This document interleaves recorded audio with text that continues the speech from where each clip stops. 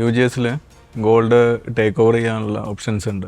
ചില കസ്റ്റമേഴ്സിന് ചില സ്ഥാപനങ്ങളിൽ ഗോൾഡ് അവർ മറ്റുള്ള ഫിനാൻസ് കമ്പനീസിൽ പ്ലഡ്ജ് ചെയ്ത് അവിടുത്തെ കസ്റ്റമർ അവരുടെ സർവീസിൽ എന്തെങ്കിലും പ്രശ്നങ്ങളോ അതല്ലെങ്കിൽ അവിടുത്തെ റേറ്റ് ഓഫ് ഇൻട്രസ്റ്റിലുള്ള പ്രോബ്ലംസോ അല്ലെങ്കിൽ അവിടുത്തെ ഗ്രാം റേറ്റിനേക്കാൾ കൂടുതൽ ഗ്രാം റേറ്റ് വേറെ എവിടെയെങ്കിലും കിട്ടാൻ ചാൻസ് ഉണ്ടെങ്കിലോ ഒക്കെ എന്ത് ചെയ്യാം, അവർക്ക് വേറെ ഫിനാൻസ് കമ്പനികളെ ഡിപ്പെൻഡ് ചെയ്യാം. അത്തരത്തിൽ യു ജി എസിനെയും അവർക്ക് ആശ്രയിക്കാം.